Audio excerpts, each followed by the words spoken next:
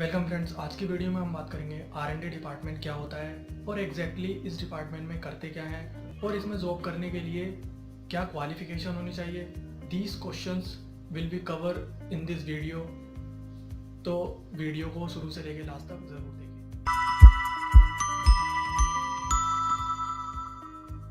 Pharmaceutical department में बहुत सारे डिपार्टमेंट होते हैं, बट आर&डी जो रिसर्च एंड डेवलपमेंट डिपार्टमेंट है वो एक अलग होता है। बिकॉज जो लोकल कंपनियां, जो छोटी कंपनियां होती हैं, उनमें ये डिपार्टमेंट नहीं पाया जाता, क्योंकि इस डिपार्टमेंट को क्रिएट करने के लिए बहुत सारा पैसा चाहिए होता है।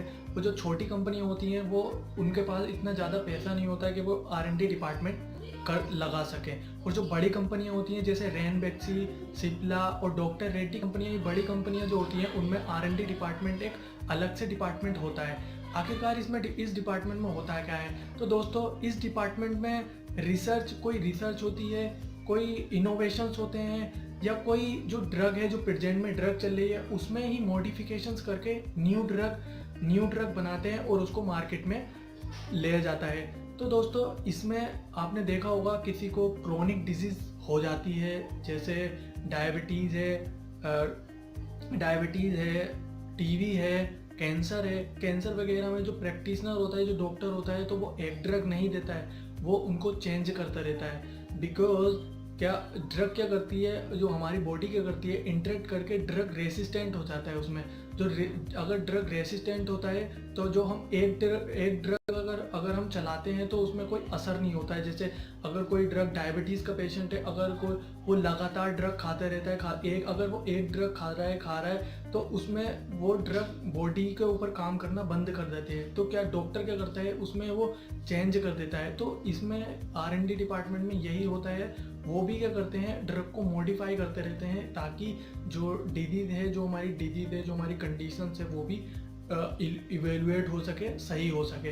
दोस्तों इस डिपार्टमेंट में जाने के लिए बेसिकली जो एम फार्म के बाद जा सकते हैं। 50% जो देखा गया है वो एम फार्म के बाद जा सकते हैं, बट जो मोस्टली जो जाते हैं वो पीएचडी के बाद जाते हैं। बिकॉज इसमें रिसर्च इनोवेशंस होते हैं, और इसमें देखा गया है जो इसकी फ़ीस होती है, जो आर&डी डिपार्टमेंट में काम करते हैं उनकी बहुत ज़्यादा फ़ीस होती है। अप्रोक्सीमेटली 18,000 90,000 उनकी फ़ीस होती है, या उससे ज़्यादा भी हो सकती है, कंफर्म नहीं है। बिकॉज जो आर&डी डिपार्टमेंट में काम जो करते हैं वो एक ऑर्डिनरी पीपल नहीं होते। जो पीपल वो एक उनका माइंडसेट अलग होता है। आर&डी डिपार्टमेंट इंडिया के जो कंपनियां हैं वो डेवलप नहीं करना चाहती, बिकॉज इसको करने के लिए एम्प्लॉय और बहुत कैपिटल चाहिए होता है। तो इसलिए वो इसको ज़्यादा रिस्क नहीं बनाते हुए वो क्रिएट नहीं करना चाहती हैं। बट आर&डी डिपार्टमेंट में क्या होता है, अगर कोई चीज़ इनोवेशन या कोई रिसर्च हो जाती है तो कंपनियां क्या करती हैं, वो अपने जो चीज़ रिसर्च करी गई है उसके भी वो प्राइस बढ़ा देती है। आपने देखा होगा कि एक टेबलेट कोई 200 रुपये की, कोई 100 रुपये की भी होती है, और कई टेबलेट 10 रुपये की 10 भी होती हैं। तो आपने ये चीज़ देखा होगा, क्योंकि कंपनियां क्या करती हैं, वो जो जितनी भी अपना इन्वेस्ट किया है रिसर्च में, जितनी भी इन्वेस्ट हुई है, वो सारा अपना प्रॉफिट कमाने के लिए वो जो प्राइस हैं वो बढ़ा देती हैं। और जो दोस्तों इंडिया की अगर मैं बात करूं तो यहाँ पर रिसर्च एंड डेवलपमेंट में ज़्यादा इन्वेस्ट नहीं करना चाहते, बट जो मार्केटिंग एरिया है, वहाँ पर जो सेल्स एरिया है, वहाँ पर ज़्यादा ध्यान दिया जाता है as compare to research and development कंपनियाँ। बट जो फॉरेन कंट्री है वहाँ पर ये बहुत एक्सप्रेसिव वे से काम किया जाता है आर&डी डिपार्टमेंट में। बिकॉज ज़रूरी नहीं है कि कोई एक ही चीज़ पे रिसर्च हो। ये जो फार्मेसी फील्ड है ये एक ऐसी फील्ड है, यहाँ पर इनोवेशन तो होते ही रहते हैं, रिसर्च चलते रहते हैं बेसिकली। बिकॉज ये जो इंडस्ट्री है, जो फार्मेसी इंडस्ट्री है, वो इनोवेशंस पे ही क्रिएट है। जो रिसर्च है इसी पर बेस्ड है।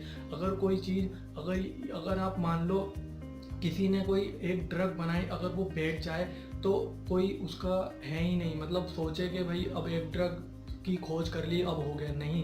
क्योंकि उसमें अगर वो मॉडिफाई नहीं करता है तो वही ड्रग, उसका कोई लॉस हो सकता है, कोई बेनिफिट नहीं होगा।